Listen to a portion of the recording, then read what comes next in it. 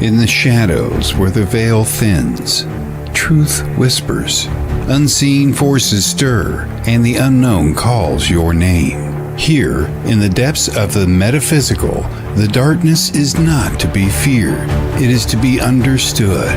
But beyond the night, there is also light.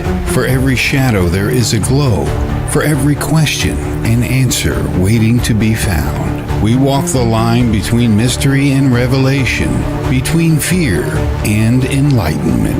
Welcome to Lumino and Umbra, where we embrace both the seen and the unseen, the dark and the divine. Dilik Aktan, your guide on this journey beyond the veil. Together, you will discover the secrets of the metaphysical world, step by step, shadow by light. Now, here is your host, Dilik Aktan.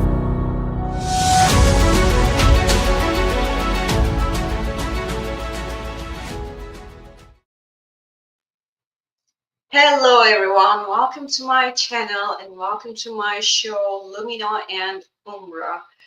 We are going to be talking about the continuing part of the karma subject that I was talking about it last week. And the subject is actually continuing with the rare informations as well. And I hope you guys are doing all good. So before I start, I would like to give you guys this disclaimer. And I want to be clear about a few things. Information shared in this podcast. Dang it. I lost it, sorry. I was looking at this something totally different. Okay, the information shared in this podcast is based on a variety of sources, both verified and unverified, and is presented for informational and entertainment purposes only. It is absolutely not my intention to influence or change your personal beliefs in any way. Your spiritual journey and the conclusions you draw are entirely your own, and you have the sole right to your own judgment and discernment on these topics. Please be aware that I cannot be held responsible for any personal interpretations or comments you may have regarding the subjects discussed. This podcast and any accompanying videos are intended solely for an adult audience of 18 years or older. If you are under the age of 18, please exit this podcast or video now. Thank you for your understanding and for respecting this disclaimer. Now, let's begin. We were left off the part that I was talking, where was it? Last week we had talked about the Hinduism, Jainism, and Sikhism, and Buddhism also. I don't know if I said that before, but yeah, and also Abrahamic religions, how they are having a perspective about karma. And we actually made the religion and culture comparisons as well. We talked about the astrology, based on astrology, how the karma is. And now we're going to be talking about the shortly for the karma as soul memory. We're going to start talking about that part. So in a mystical version of it, mystical view, mystical view is actually karma as soul memory. And in mystical and esoteric traditions, Karma is seen as an energetic pattern encoded in your aura, chakras, or Akashic records, an eternal record of your soul journey. Some see karma as a curriculum for the soul, challenges and blessings you encounter are part of your spiritual development plan. And according to the modern interpretations in the West and New Age thought, karma has become a kind of spiritualized justice system, often summed up with phrases like what goes around and comes around. This popular idea simplifies karma but can be useful as a guide for ethical living. So now is the part that we are actually getting into the rabbit hole. Karma based on numerology. Karma based on numerology is really going deep down in the rabbit hole as well. And it is really, really, really interesting part. So karma in numerology is a mystical interpretation of how numbers reflect your soul's depths, lessons, and destiny encoded in your birth name and birth date. Unlike generic fate, karmic numerology reveals specific patterns from past incarnations and current spiritual obligations. Now, let's actually go deep down into this rabbit hole in the depth and detail, including the rare insights from esoteric sources. Numbers as karmic signatures, which is the interesting part is coming, as I can actually put this, just a minute, I need to find this right here. Ta-da! All right, this is actually something interesting that we should be looking up for a while. And in numerology, especially Chaldean, Pythagorean, and Kabbalistic traditions, each number carries vibrational weight. Meaning is that your name and birth date are not random, sorry. They are a cosmic code showing your soul's karma, growth path, and unresolved past life experiences as well. There are karmic depth numbers. These are specific numbers that indicate past life misuses of power, freedom, or responsibility. They appear when reducing the life path, expression, or personality number. Karmic depth numbers are, that we can see it on the screen, 13, 14, 16, and 19. According to some traditions, now, if you are born on these dates, like on the 13th of the month, or on the 14th of your month, 16th of your month, or 19th of your month, for example, like me,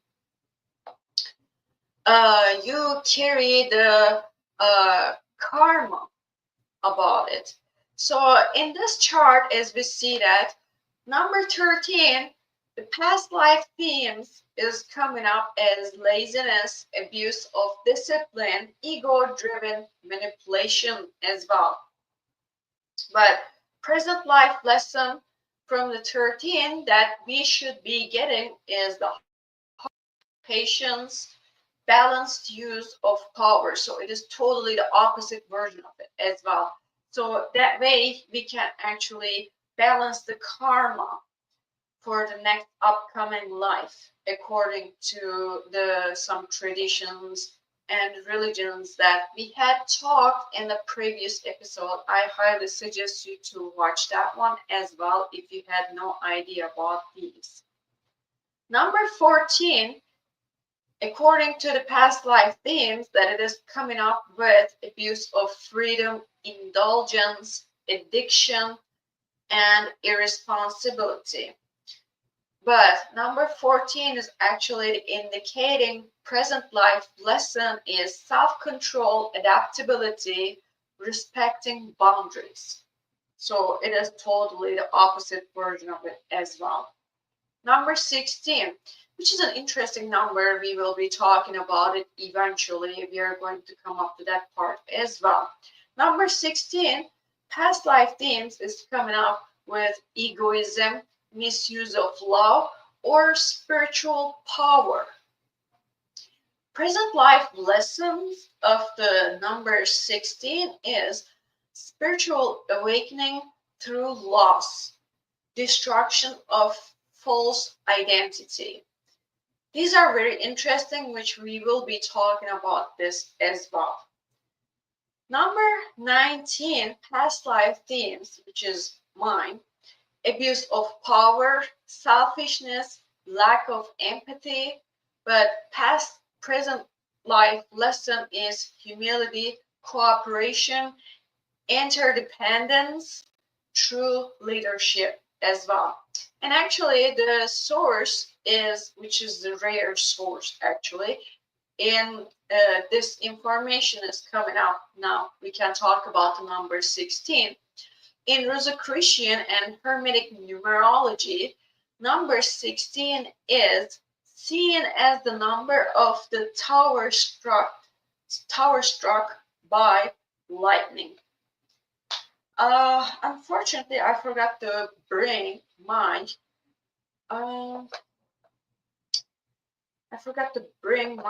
tarot card, and if you guys don't mind, I would like to do that real quick, and I will put a quick intro and then I will be right back.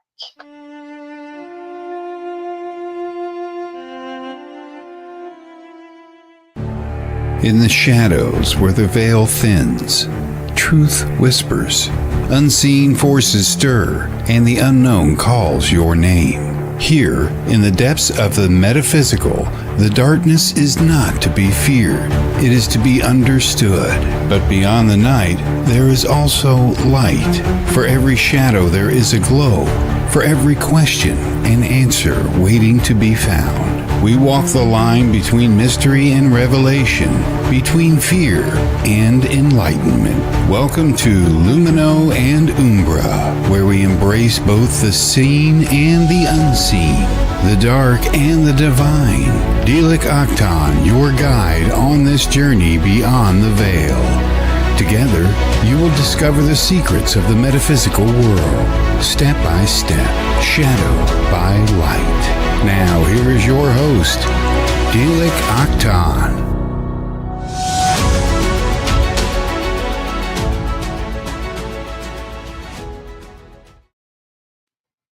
All right, I'm back. Sorry about the little cutoff. So here's my universal Rider-Waite deck.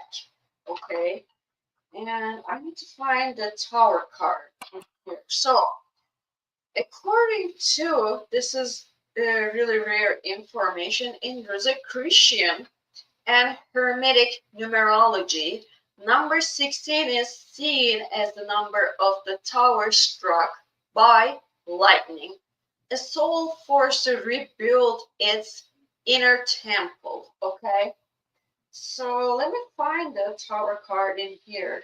I hope it is not too far away, so I can show it to you guys real quick,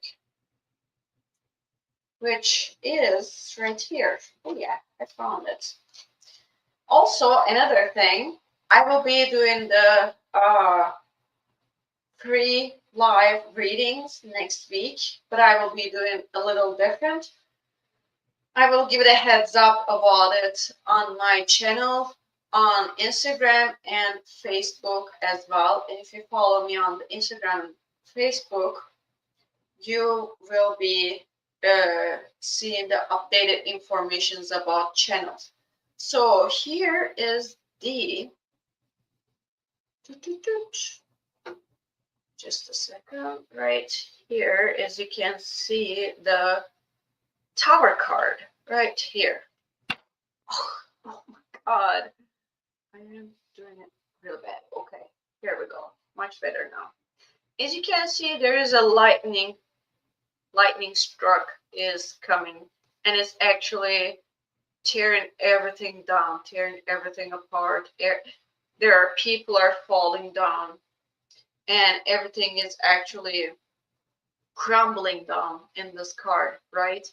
That's how it is. So literally number 16 is saying that, like, if you are in this world, you are going to rebuild your inner temples. So if you are born on the 16th, this is actually how it works, according to the Rosicrucian and Hermetic numerology, but also according to the Chaldean numerology, which is going all the way to the Babylonian time, and it's called one of the oldest numerologic system. Sorry, I was looking at something. Hello, Robert. Hi, how are you doing? I hope you're doing good. So Chaldean numerology is actually one of the oldest systems, which I will be talking about that eventually as well. But number 16 is definitely the tower struck by lightning, which is exactly equaling to the tower card. Tower card has also the number 16. It is the number 16 in the tarot as well. So now let's talk about the karmic lessons or the missing numbers. When certain numbers are missing from your full name, based on the Pythagorean system, this is the most important part of it, not according to the Chaldean.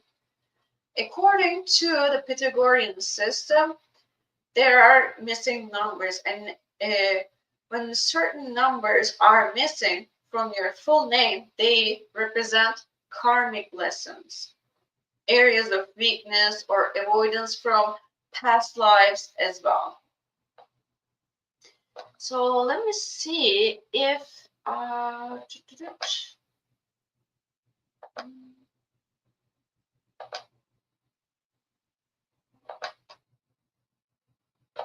right. Oh, not the full screen. Sorry about that.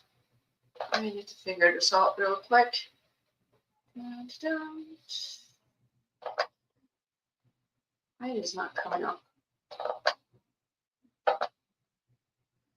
Couldn't figure that out.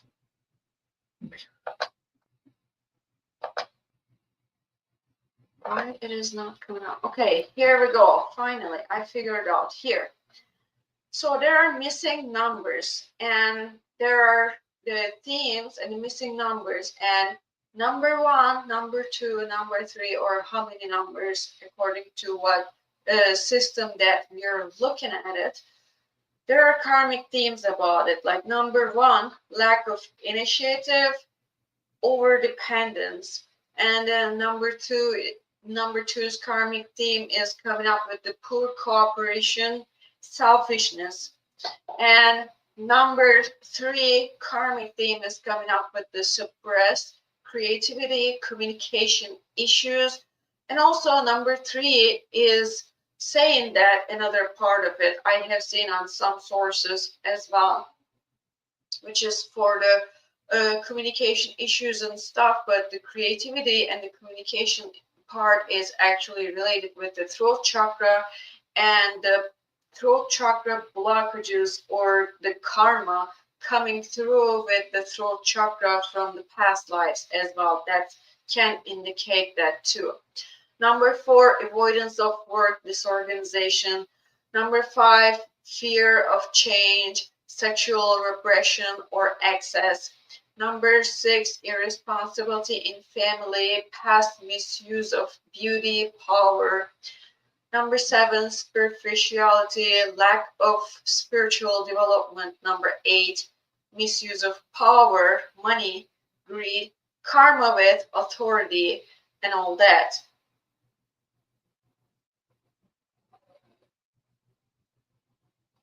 And number 9 is indicating the emotional detachment, karmic abandonment, or cruelty.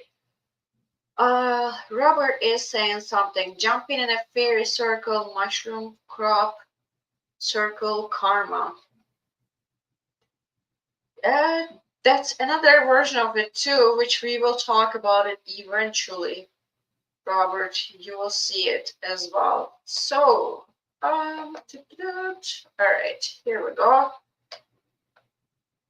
There are the missing numbers that are indicating these. So, another rare information that I will give is the Sefer Yetzirah, a foundational Kabbalistic text, links numbers and letters to planetary karma, especially through Hebrew gematria, okay? And also we can see the Kabbalistic numerology, which we will be talking about it a little bit, is actually applied on the angels, applied for the angels and demons, which I have talked about this as well in the previous episodes that were based on the angels and demons. Also, you can check that one out as well. I believe it was on the first video of the angels and demons part. Life path numbers and karma. Your life path number reveals your overall karmic trajectory. Each number contains light and shadow, reflecting lessons from the past and action for the future. Okay. And let me see. All right. We will be talking about this part as well, but I'm just bringing that up right now. So for the life path numbers, if you guys want to have a little bit of examples or interpretations about it, number 4, life path, for example, mine, must build discipline in past lives. It was scattered or rebellious. Number 7, life path, deep karmic introspection, has lived as a mystic, seeker, or betrayed soul. There are master numbers like 11, 22, or 33. They carry ancient soul memories and collective karmic missions as well. So we are going to be talking about the hidden karmic clues, master numbers, and repeating patterns. Master numbers that I was actually just talking about it, 11, 22, 33. These are the master numbers. And these are actually initiating that they are all souls with high spiritual karma, as I was mentioning, with the collective karmic missions. Repeating digits like the 777 or 444 or 111. These are the activation of past life energy. It is indicating that as well as for the karma. Shadow numbers in charts may imply unfinished business, unfinished woes. Past life is the monk or healer. Number 9, for example, repeating. Past life is a monk or healer who did not complete the service. Okay? And in Chaldean numerology, Names with value 18 or 26 often point to karmic entanglements with ancestral death or war-related past life. This is an interesting information that I actually came across with it when I was doing my research about karma. Also, previously, I was mentioning that Chaldean numerology is a very ancient numerologic system.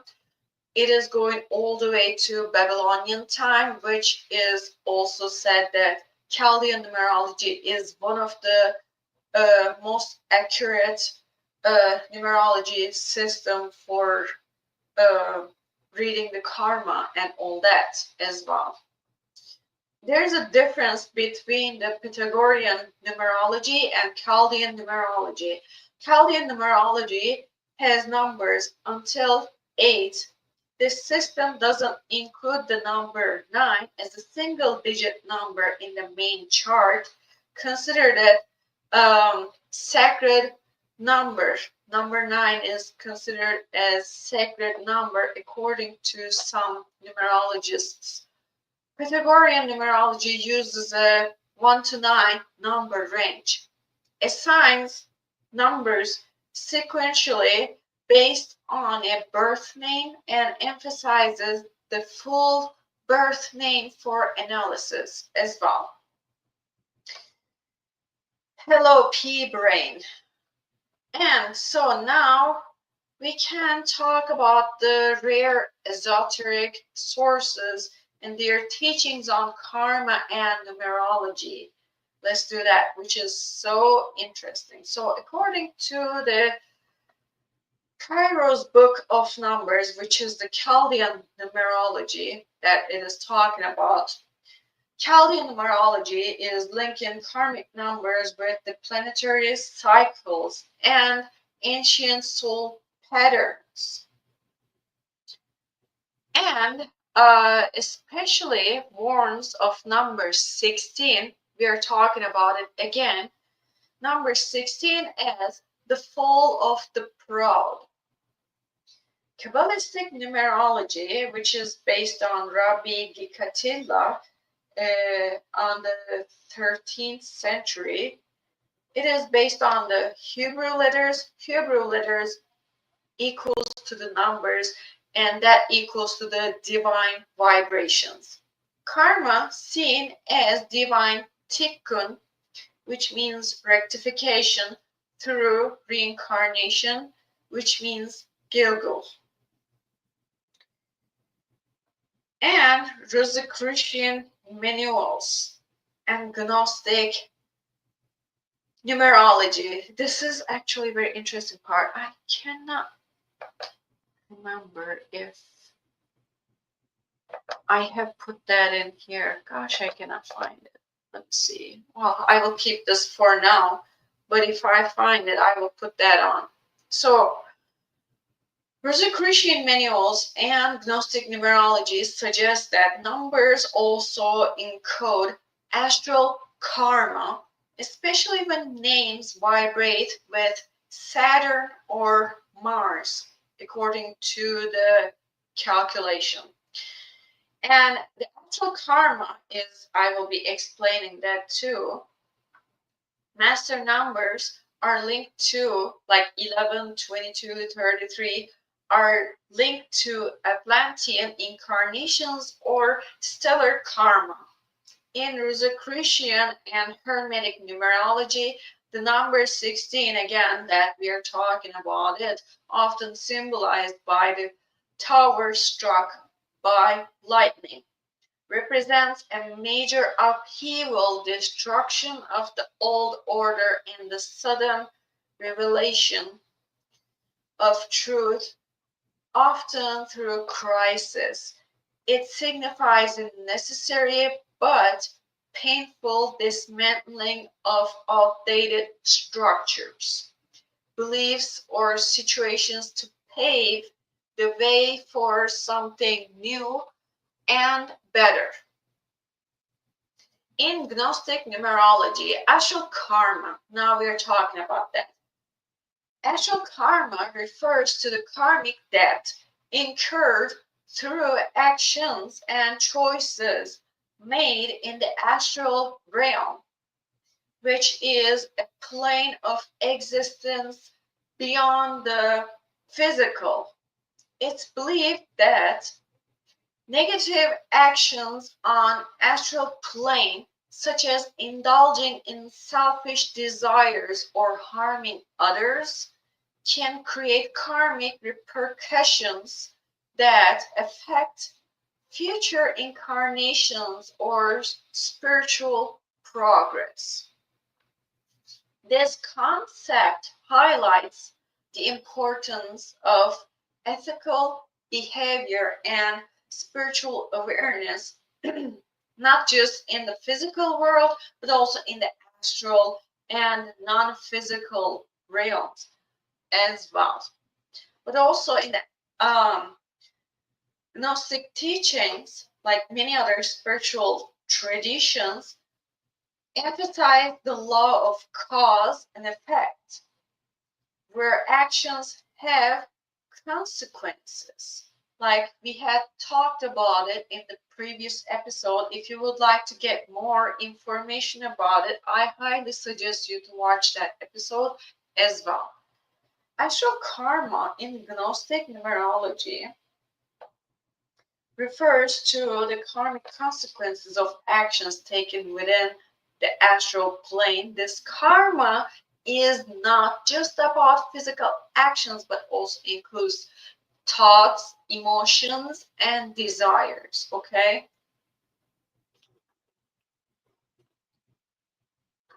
An impact of this is that astral karma can affect the soul's journey through the different realms, potentially causing delays in spiritual progress, creating challenges in future lives, or hindering the soul's ascent to the pleroma, which means the realm of pure spirit. Now, we can actually see this chart right here on the screen right now. We are looking at it.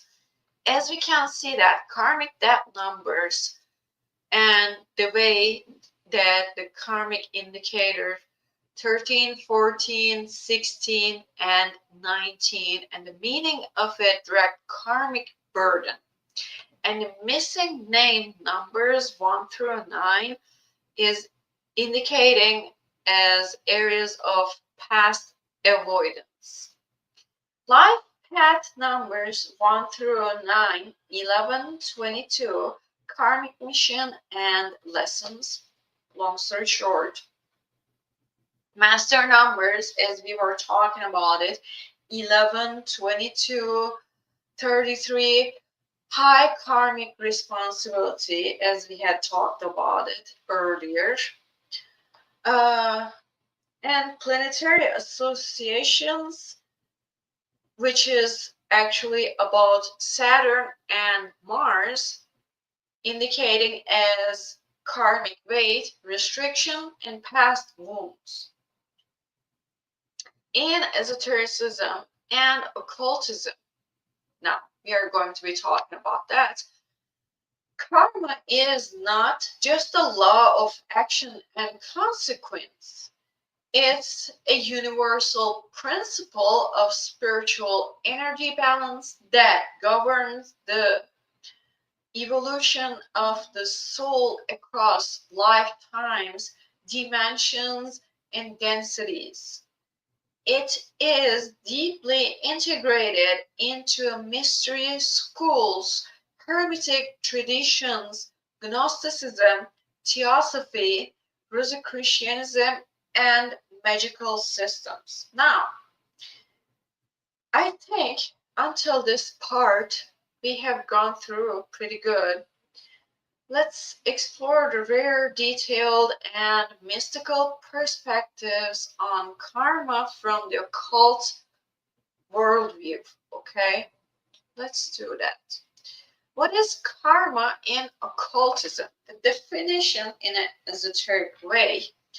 Karma is the cosmic law of energetic and spiritual balance, ensuring that all thoughts, emotions, actions, and intentions eventually return to their source. It governs both justice and evolution in the metaphysical realms. In contrast to popular ideas of karma as you get what you give, occultism sees karma as a multidimensional force linked to energy vibration, the soul's memory, which is akasha, magnetism and polarity, the law of cause and effect, one of the seven hermetic principles. Also, this one is the law of cause and effect. It is the one of the seven hermetic principles. So, okay, let's see.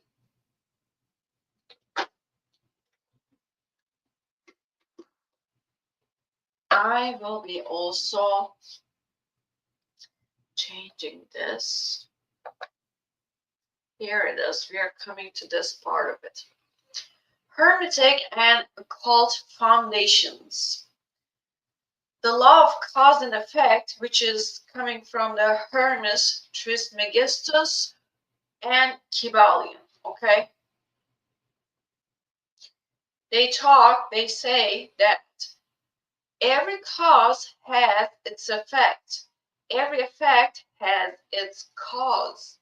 This is karma in the Hermetic system. It's neutral, automatic, and precise, not moralistic, but vibrational. It applies across planes, physical, mental, astral, and spiritual. Karma as astral imprint is believed to be recorded in the astral light, like to the Akashic records, okay? Every act, word, thought, and emotion becomes an energetic imprint on the soul's aura and astral body. Kabbalah's karma, which is called Tikkun Olam, which I think I should write down in here for you guys so you guys can make your own research and judgment about it as well. So Tikkun Olam, I hope I am saying it right. If I'm saying it wrong, please excuse me.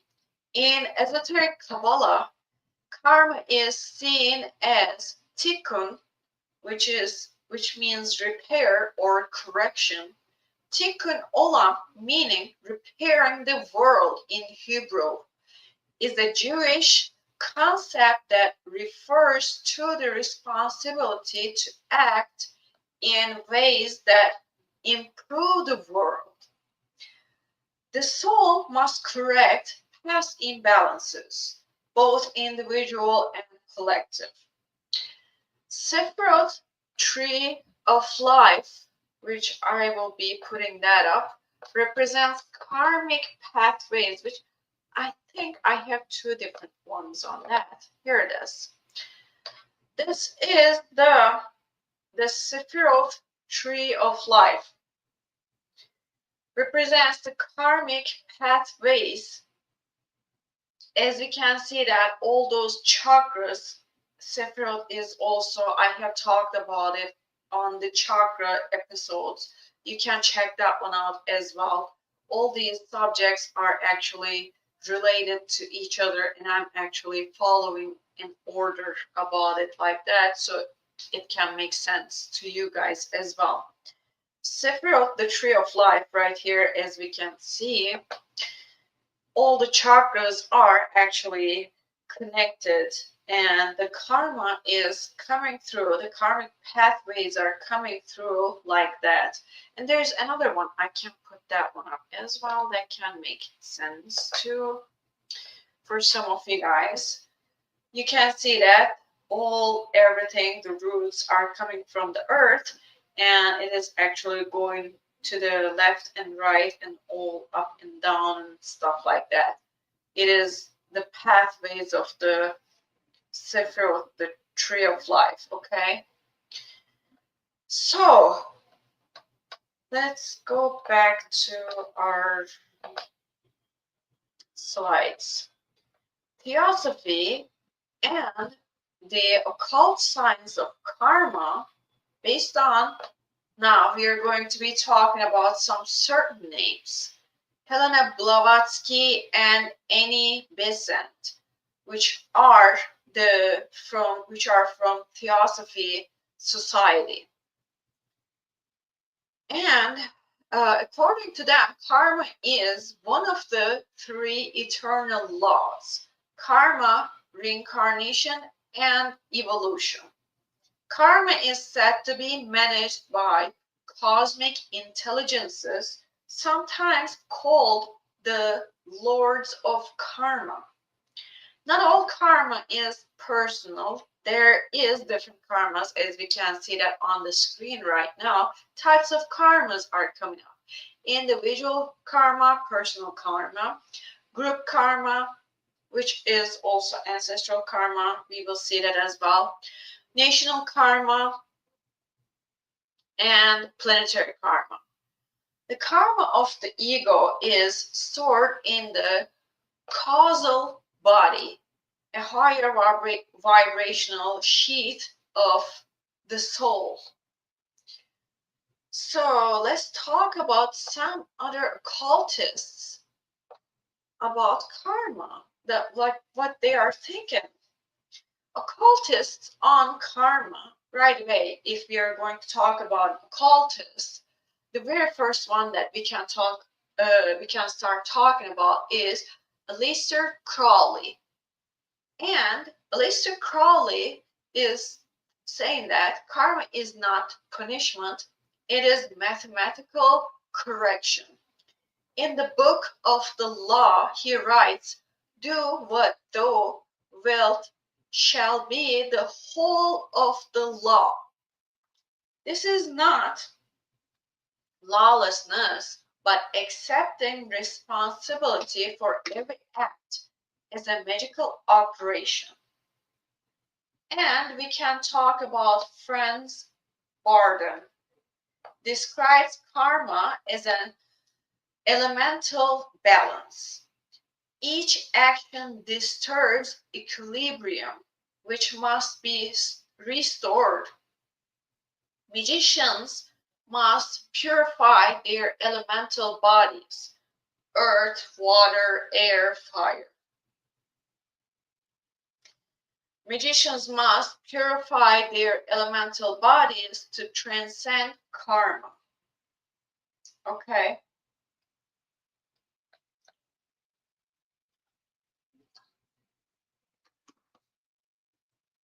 And we can also talk about another name, Diane Fortune. Believed psychic trauma from past lives can form karmic knots in the aura.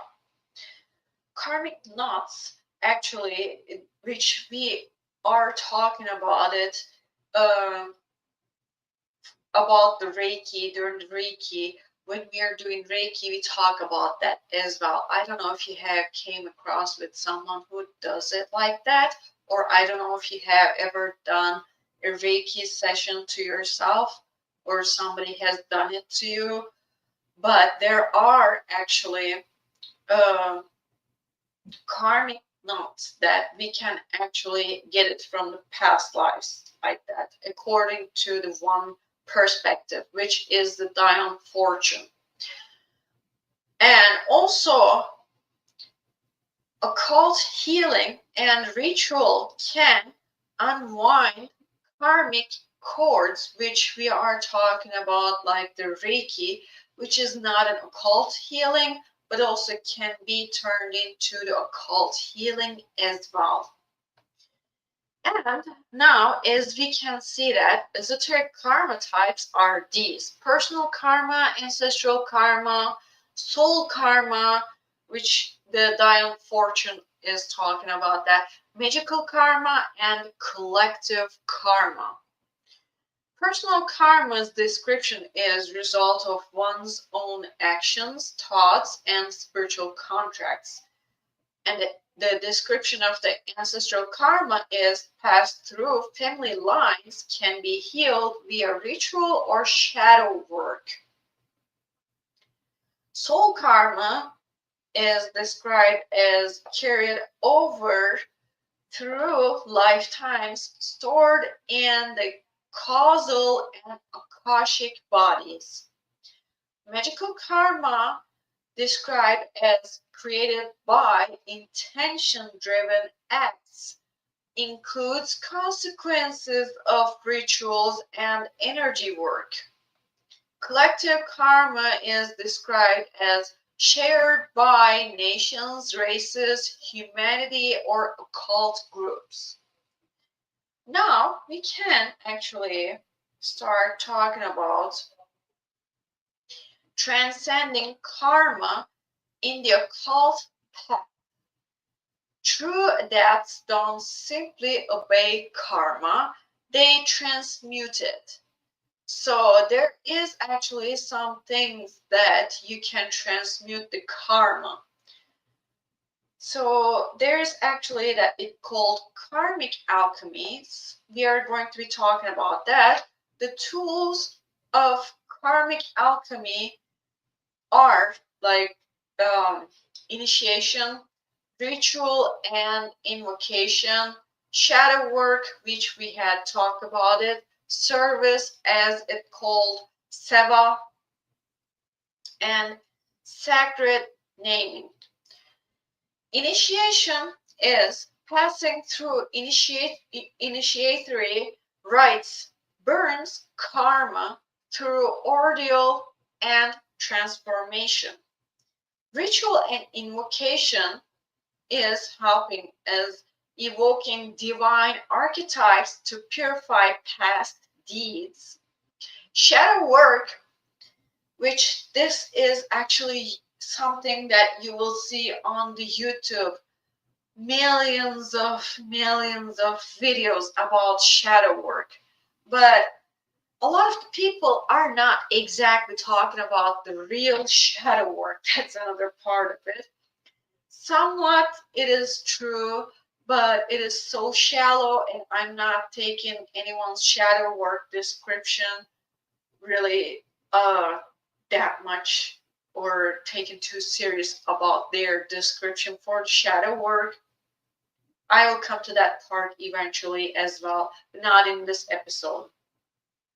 Shadow work is integrating karmic wounds stored in the unconscious. And service, which is called with the other name is seva, conscious act of healing, magic, or protection to create balancing karma. And the other tool for karmic alchemy is sacred naming. Changing one's occult or magical name shifts vibrational karma, which there are actually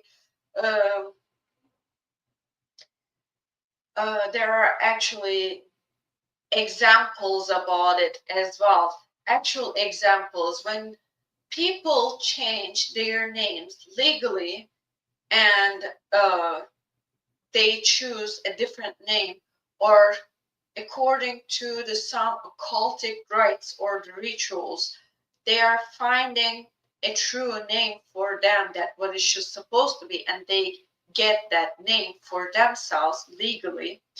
And at that time, yes, it is true that the change of the name is shifting the vibrational karma and shifting their vibration and their own energy as well, which is true. Before we are born, before we were born, actually, we come to an agreement which is called the soul contract, which I have talked about it in the previous episode a little bit. The soul contract is including our name. We are choosing our own name as well. Okay, so now, according to the rare sources and mystical systems, for example, the Secret Doctrine by Madame Blavatsky, cosmic karma as universal equilibrium, and Corpus Hermeticum, according to the Corpus Hermeticum, karma is hidden in planetary harmonics.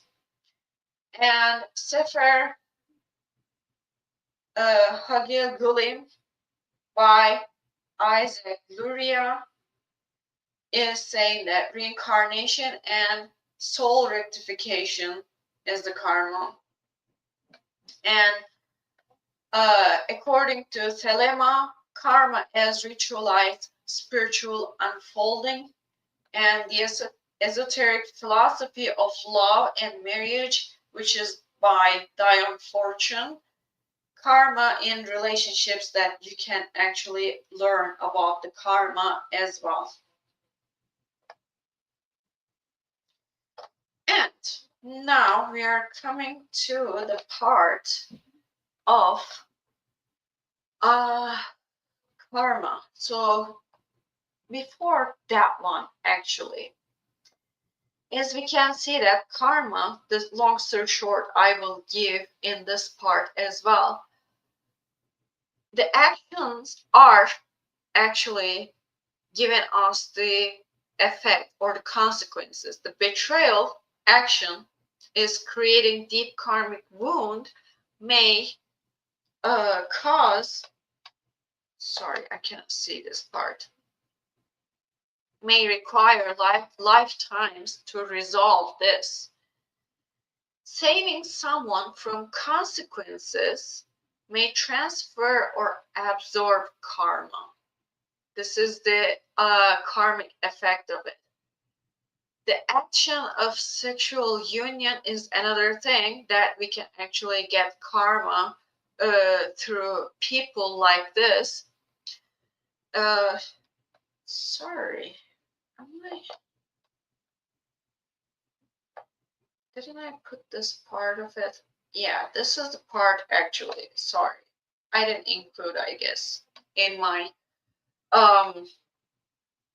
script in here. But I can talk about this because I made research about it. So this was the part of this question actually was coming up. Can we influence other people's karma? And yes, based on the actions, you can get the karmic effects, which is, as you can see, that if you go through, if you have a sexual union as an action, you can get the karmic effect of it, energetic merging. Soul contracts can be activated.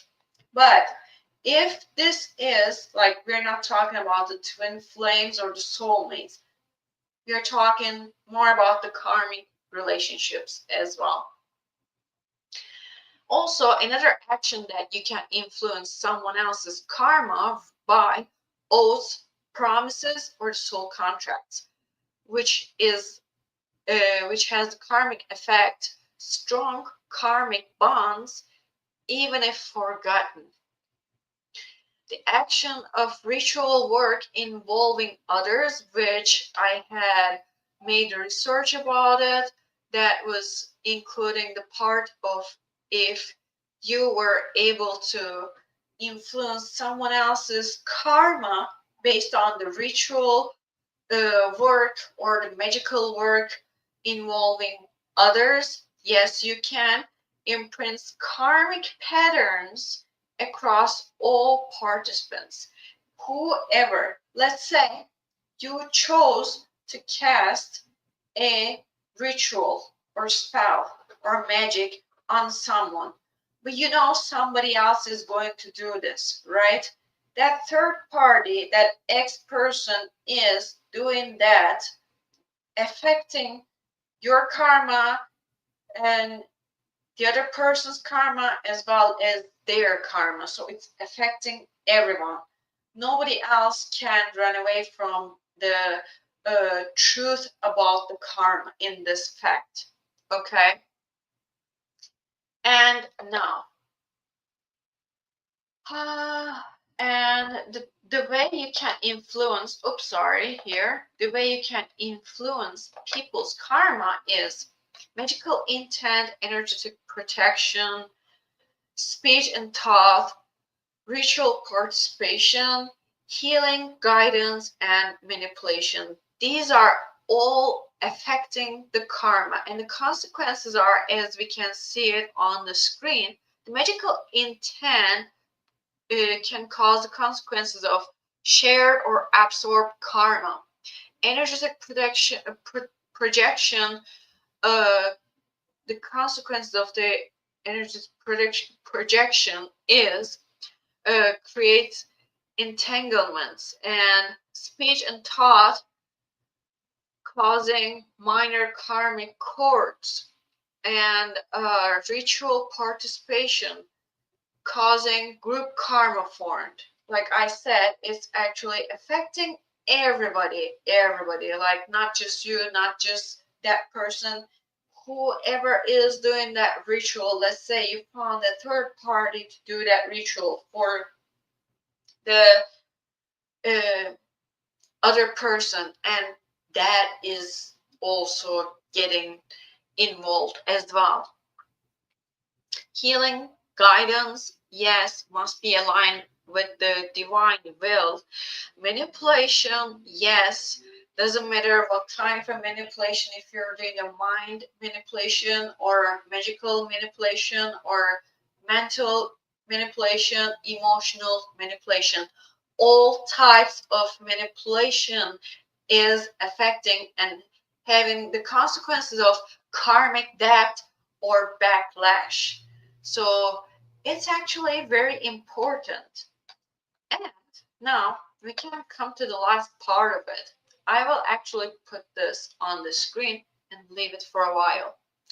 Karma, according to the Rosicrucian aphorism, karma is the spiral staircase of the soul.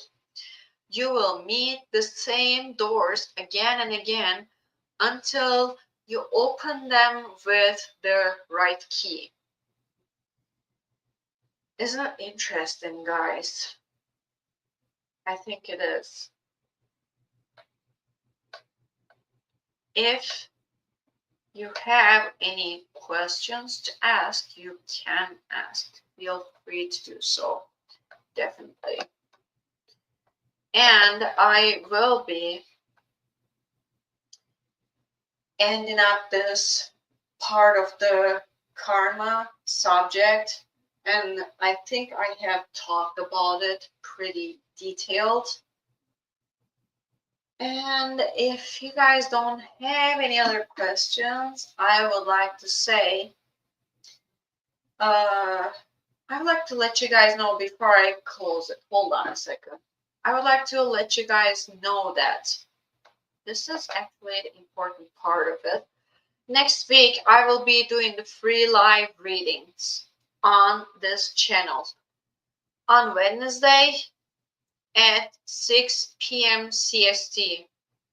And if you would like to participate, and if you would like to join us, please feel free to do so, and definitely jump up on the comment section, chat, the live chat, and definitely ask your questions. Shoot out your questions anytime.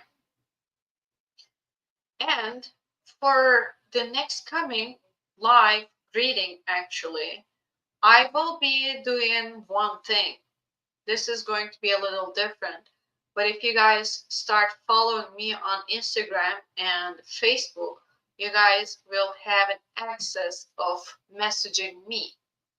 Which, if you would like to learn something or about someone, you can send their pictures or whatever that place is. You can send the picture of that place or of that person, and I will be doing the picture reading as well. So next week, if you would like to join us for the live readings, I would like to see you guys with the pictures that you can send it personally to me through Instagram or Facebook Messenger by using my Facebook page as well. So here's my Instagram that you can go and start following me. Feel free to do so, because sometimes I will start doing the free live readings randomly on this Instagram page as well. Yeah, these are all the stuff that I can give you guys. I think we have covered everything about the karma in a very detailed way. I hope you guys liked it. If you guys like the series of these subjects, please like and share, and don't forget to subscribe to my channel. You can follow me on Instagram and Facebook as well. Go ahead, please do so. Feel free to do so. And I will see you guys on the next week with the free live readings. If you have any picture, I will be giving a picture reading as well. Thank you guys so much for being in here with me. I appreciate it so much. It was such a pleasure for me to talk about the karma. I will see you guys next week. Bye bye, everyone.